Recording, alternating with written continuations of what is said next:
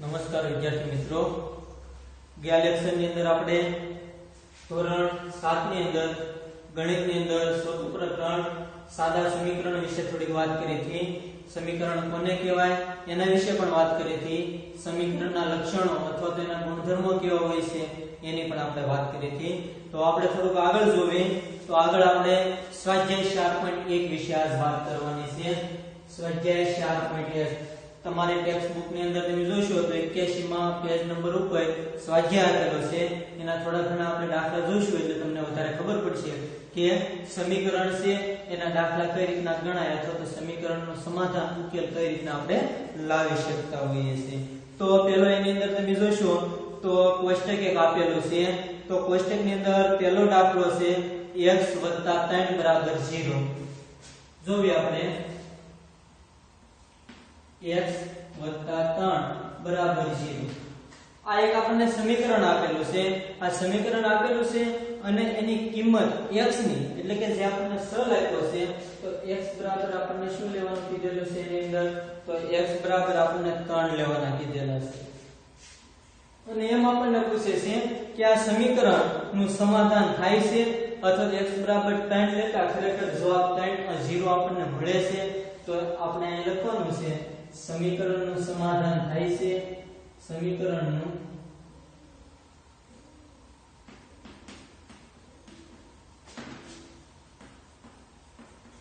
સમાધાન થાય છે. હા કે ના આપણે કહેવાનું છે. તો એની અંદર હવે આપણે કિંમત મેળવીએ. સર x છે, x ની કિંમત આપણે કેટલી લેવાની છે 3. તો આપણે દાખલો છે ને આપણે જોઈએ અહીં જોઈએ આપણે x 3 0 આપેલા છે.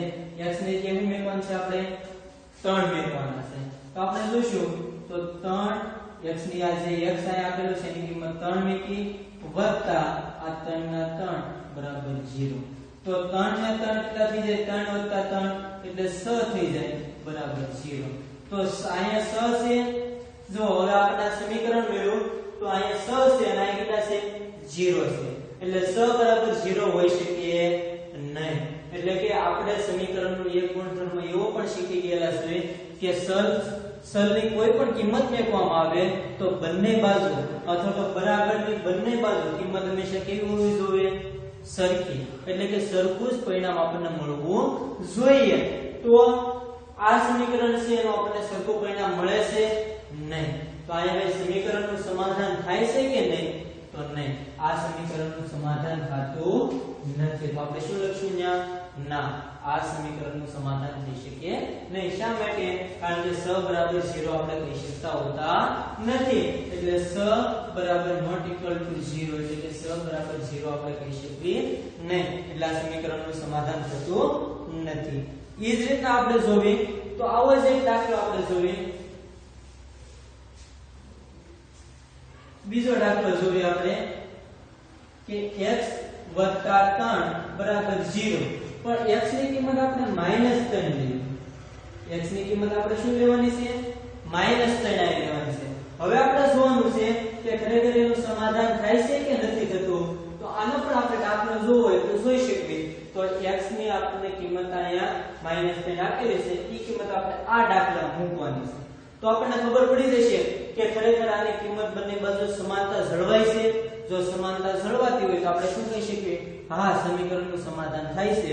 અને ન જળવાતી હોય તો આપણે એમ કહી શકીએ કે ના સમીકરણનું સમાધાન થતું નથી. ચાલો આપણે કિંમત જોઈએ અને કિંમત મેકી જોઈએ અને દાખલો ગણવી. તો x 3 0. તો x ની કિંમત આપણે કેટલી મેળવવાની છે -3. તો -3 વત્તા 3 બરાબર 0. તો અહીં -3 છે તો કૌંસમાંથી બહાર કાઢવી તો -3 વત્તા 3 બરાબર 0. તો આપણને ખબર છે કે એક -3 છે ને એક કેવા છે +3 છે. એટલા માટે માઈનસ અને પ્લસ બાદબાકી થાય અને 3 માં 3 જાય એટલે પરિણામ શું મળશે 0. તો 0 બરાબર 0. તો અહીંયા આપણે જોઈશું કે સમીકરણ છે એની કિંમત જો -3 મેળવવામાં આવે તો બંને બાજુ પરિણામ શું આપણને મેળવશે 0 0. માટે આપણે શું કહી શકાય હા આ સમીકરણનું સમાધાન થાય છે માટે આપણે સમીકરણનું સમાધાન થાય છે કે નહીં એમાં શું લખવું પડશે હા લખવું પડશે હવે એની પછીનો એકાદો દાખલો આપણે જોઈ જોઈએ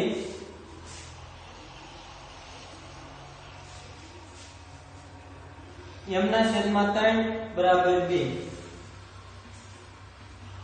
m ના છેદમાં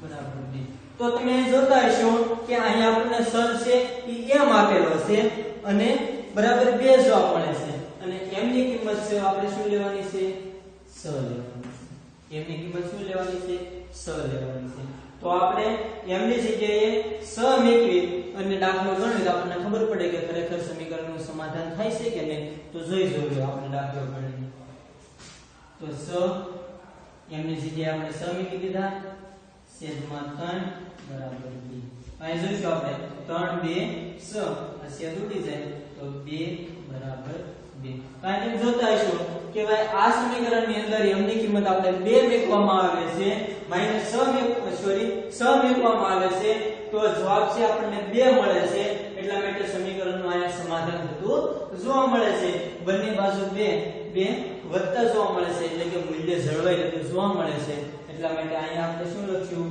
હા આ સમીકરણનું સમાધાન થાય છે એમ આપણે લખી શકતા હોઈએ છીએ તો આવો આપણને આખું કોષ્ટક આપેલું છે તો બાકીના તમે દાખલા ગણવાની ટ્રાય કરજો એની પછી નીચે તમે બીજો એક દાખલો આપેલો છે તમે જોતા હશો કે કૌંસમાં આપેલી કિંમતના આધારે સમીકરણનો ઉકેલ છે કે નહીં એ શોધવાનું છે એ પણ આની જેવા જ દાખલા છે તેના વિશે આપણે વાત કરીએ થોડી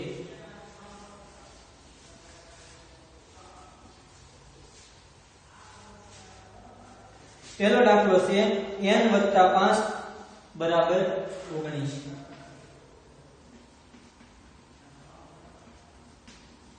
તો આ એક પ્રકારનું આપણને શું આપેલું છે સમીકરણ આપેલું છે અને n ની કિંમત છે આપણે શું લેવાની છે 1 લેવાની છે તો n બરાબર 1 આપણે લઈએ તો આ સમીકરણની અંદર આપણે એક કિંમત મૂકશું તો આપણને ખબર પડશે ખરેખર કે ભાઈ સમીકરણની ક્ષમતા જળવાય છે બંને બાજુ કિંમત સરખી મળે છે જો કિંમત સરખી મળતી હોય તો આપણે શું કહી શકીશું હા આ સમીકરણ છે વૈદ્ય છે અથવા તો આ સમીકરણનું સમાધાન થાય છે આ ચલ માટે છે કે આપણે 1 લેવી એ વૈદ્ય ગણાય જોયો આપણે તો અહીંયા n ની જગ્યાએ 1 મેળવીએ તો 1 + 5 બરાબર 19 1 + 5 એટલે કેટલા થઈ જાય 6 બરાબર 19 તો આપણે જોયું છે સમીકરણની બંને બાજુ એક બાજુ 6 છે બીજી બાજુ 19 છે તો 6 એને આપણે 19 કહી શકીએ નહીં એટલે કે સમીકરણનું સમાધાન થતું નથી એટલે આપણે લખી શકાય માટે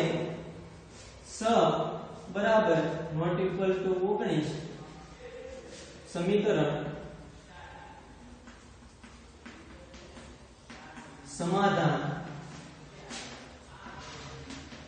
થતું નથી આમ આપણે કહી શકતા હોઈએ છીએ કારણ કે સમીકરણ છે આપણે બધા પહેલા જ એના ગુણધર્મ શીખી ગયેલા છે કે બંને બાજુ કિંમત છે સરખી મળવી જોઈએ આ કિંમત આપણને સરખી મળતી નથી માટે આ સમીકરણને આપણે વૈદ્ય કહી શકાય નહીં એના પછીનો આપણે એક દાખલો જોઈએ 7n + 5 બરાબર 19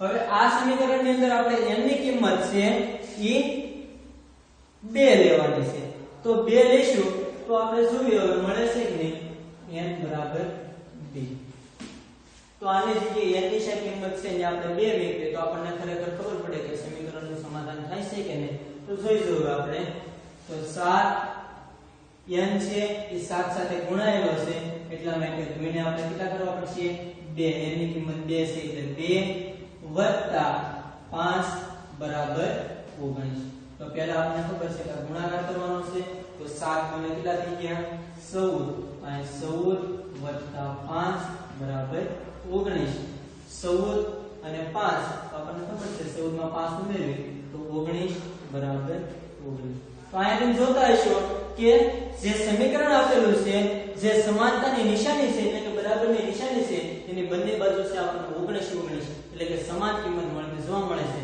માટે આપણે કહી શકાય કે આ સમીકરણ સમીકરણ નું સમાધાન થાય છે અથવા તો આ સમીકરણ કેવું છે વૈદ્ય છે એમ આપણે કહી શકતા હોઈએ છે તો એવા આપણને થોડાક દાખલા આપેલા જોવા મળે છે પછી પણ આપણને ત્રીજો દાખલો એક આપેલો છે એના વિશે આપણે વાત કરવી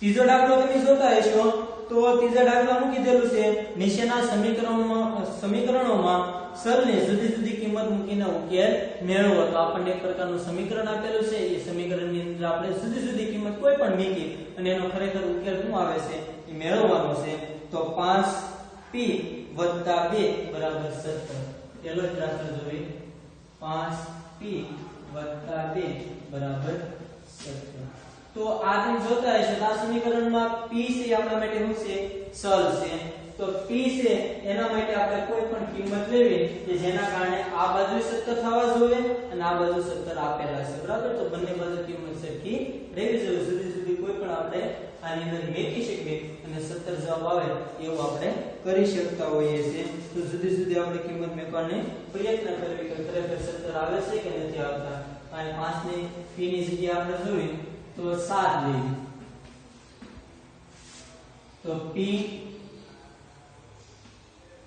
5 અને p ની જગ્યાએ આપણે 7 મૂકવી વત્તા 2 બરાબર 17 તો તમે જોતા હશો કે p ની કિંમત 7 મૂકવી તો 7 પંચા 5 સત્તા 35 થઈ જાય તો આ કિંમત આવી શકતી હોતી નથી તો આપણે એના કરતા નાની થોડીક લેવી કે જેના કારણે આપણે યોગ્ય જવાબ મળી શકે તો ફરીથી આપણે અહીંયા p ની કિંમત બીજી આપણે કે કોઈ પણ કિંમત મેળવી તો આપણે સમાધાન શોધવાનો પ્રયત્ન કરવાનો છે તો p ની કિંમત 2 મેળવી દેવી અહીંયા તો 5 2 વત્તા 2 બરાબર 17 અને જોઈશું કે 5 ને 10 વત્તા 2 બરાબર 17 તો 10 ને 2 12 થઈ જાય અને 17 તો આ પણ કિંમત વૈદ્ય છે અને તો પણ આપણને મળતો હોતો નથી તો ફરીથી આપણે 3 મેળવી p ની જગ્યાએ કેટલા મેળવી 3 મેળવી દેવી તો હવે જો આપણને કિંમત મળે છે કે નથી મળતી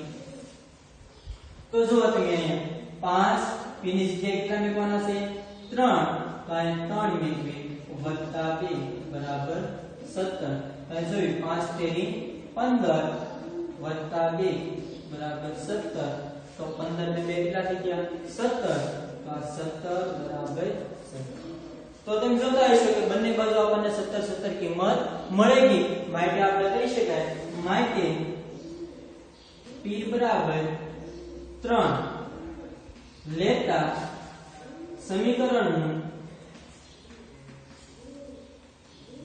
સમાધાન થાય છે આમ આપણે કહી શકતા હોઈએ છીએ તો જુદા જુદા પ્રકારના કોઈ પણ આપણને સમીકરણ આપેલા હોય તો એની આપણે ચોક્કસ કિંમત આપણે લઈ અને સમીકરણનું સમાધાન કરી શકતા હોઈએ છીએ જેમ જેમ તમે આગળ ભણશો એમ જે પણ તમારે સમીકરણના સમાધાન માટે અથવા તો સમીકરણ માટે ક્યાં ટૂંકમાં કઈ રકમ યોગ્ય છે એ તાત્કાલિક માહિતી મેળવવા માટેના શોર્ટકટ એવા પણ દાખલા આવશે જો આપણે આનો દાખલો છે એ બીજી કઈ રીતના આપણે ગણી શકાય તો અહીંયા જ આપણને આપેલો છે અહીં વિષયની કઈ જ દાખલો હું ગણું છું ફરીથી તો તમે જો અહીંયા 5p + 2 બરાબર 17 તો સામાન્ય રીતે આપણે ગણવી તો આપણને ખબર છે કે બરાબરની ઓલી બાજુ કોઈ પણ સંખ્યા જાય આ બાજુથી એટલે કે ડાબી બાજુથી જમણી બાજુ સંખ્યા જાય તો સરવાળો હોય તો બાદબાકી થાય બાદબાકી હોય તો સરવાળો થાય ભાગાકાર હોય તો ગુણાકાર થાય ને ગુણાકાર હોય તો શું થાય ભાગાકાર થતો જોવા મળતો હોય છે તો બરાબરની ઓલી બાજુ આપણે જવા દેવા બે સંખ્યાને તો અહીંયા લખીએ આપણે 5p બરાબર 17 તો આ સરવાળા નિશાની છે બે ઓલી બાજુ ઓલરેડી જાય છે તો અહીંયા સરવાળા નિશાની છે તો અહીંયા બાદબાકી નિશાની થઈ જશે અહીંયા 2 તો અહીંયા આપણને ખબર છે કે 5p બરાબર 17 માંથી 2 જશે કેટલા ઉજ્યા રહેશે 15 હાલો આ સમીકરણ મેળવ્યું હજી આનો આપણે ઉકેલ મેળવીએ તો અહીંયા આપણે જોઈશું તો 5p આપેલું છે તો એની અંદરથી p ખાલી અહીંયા રહેશે એટલે કે સલ એક અહીંયા રહેશે અને 5 ને ઓલી બાજુ જવા દે પણ 5 અને p શું છે ગુણાકારમાં છે એટલે ગુણાયેલું છે તો સામેની બાજુ શેમાં જશે ભાગાકાર ભાગાકારમાં જશે તો અહીં આપણે લખીએ p બરાબર 15/5 છે તો 5 તો 5 તેરી ને 15 છેદ ઉડાડવી 5 તેરી 15 તો p ની કિંમત શું મળી? તો સામાન્ય રીતે આપણે કહી શકીએ કે ભાઈ આ સમીકરણની અંદર p ની જગ્યાએ કેટલા મેળવી 3 મેળવી તો સમીકરણનું સમાધાન થતું જોવા મળતું હોય છે. તો આ શોર્ટકટ રીત અથવા તો આવા દાખલા આપણે આગળ ગણવાના થશે કે જે સાવ સરળતાથી આપણે ગણી શકતા હોઈએ છીએ. પછી આપણે પહેલા પણ જોયું હતું કે ભાઈ વિધાન ઉપરથી આપણે સમીકરણો બનાવવા અને સમીકરણ આપેલ હોય તો એના ઉપરથી પણ આપણે વિધાન બનાવી શકતા હોઈએ છીએ. એના વિશે પણ વાત કરી હતી. ફરીવાર એના એક દાખલા આપણે જોઈ લેવી એટલે તમને વધારે અનુકૂળતા પડે અથવા તો એ દાખલા ગણવાની અંદર વધારે તમને સરળતા પડે જોવા મળે.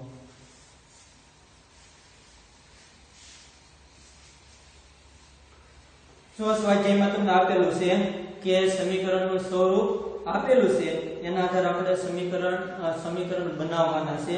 તો જુઓ x અને 4 નો સરવાળો 9 છે. પેલો છે આપણે જોઈએ x અને 4 નો સરવાળો 9 છે. તો હવે આ સમીકરણ હાવ સરળતાથી આપણે બનાવી શકતા હોઈએ છીએ અથવા તો સમીકરણ બની જતું જોવા મળે છે. તો આપણને એક વિધાન આપેલું છે પણ એના આધારે આપણે શું કરવાનું છે? સમીકરણ બનાવવાનું છે. તો સામાન્ય આપણે જોયું તો અહીંયા x અને 4 નો સરવાળો તો x + 4 સરવાળો કેટલો છે? 9 છે.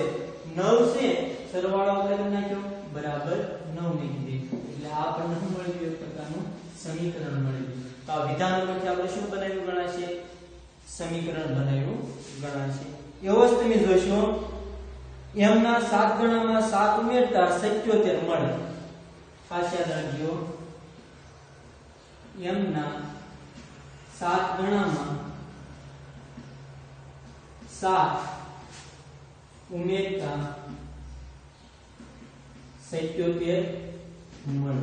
તો આ દાખલો આપણે જોઈએ કે આનું સમીકરણ બનાવીએ કે કઈ રીતના બની શકે.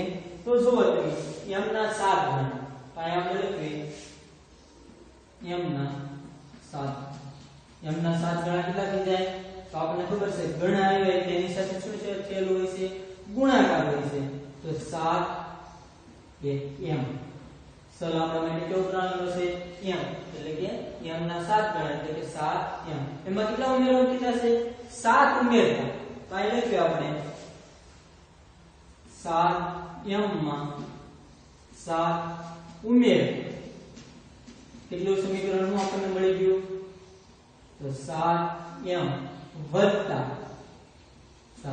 જો ઉમેરવાનું કીધું છે એટલા માટે બાદ કરતા તફાવત એવું કઈ કીધું તો બાદબાકીની નિશાની આવે પણ ઉમેરવું એટલે કે ભેગું કરવું સરવાળો કરવો એટલે આપણે 7m લીધું. કેટલા મળે છે? 77. તો આપણને બરાબર કરીને મળે છે એટલે છે આવે છે તો આપણે લખી શકાય કે 7m વત્તા 7 બરાબર 77. તો આ સમીકરણ આપણને બનતું જોવા મળે છે. તો આ રીતના આગળના ઘણા એવા દાખલા છે કે જે આપણે સરળતાથી આપણને આવડી જાય એવા મળતા જોવા મળે છે. એની પછી જો આપણે વાત કરવી તો સમીકરણ આપણને આપેલા છે તો આ સમીકરણની અંદર આપણે વિધાન બનાવવાના છે. નીચેના સમીકરણોને વિધાન સ્વરૂપે લખો તો એના વિશે આપણે જોઈએ થોડા એક દાખલા ગણી જોઈએ.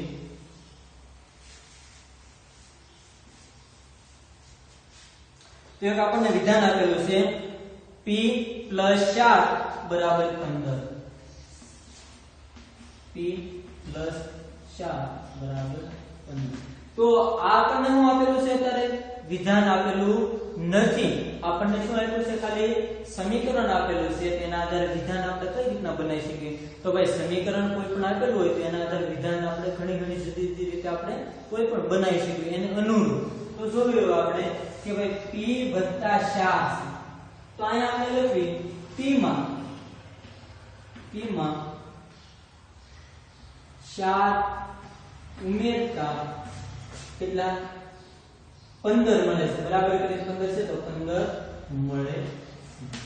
આ જ આપણે કરવાનું થતું જોવા મળે છે કે p છે આપેલું છે p એક પ્રકારનો ચલ છે તેની અંદર આપણે 4 ઉમેરતા 15 મળતા જોઈ શકાતા હોય છે બીજા જેવા ઘણા બધા ઉદાહરણો છે m ના છેદમાં 5 બરાબર 3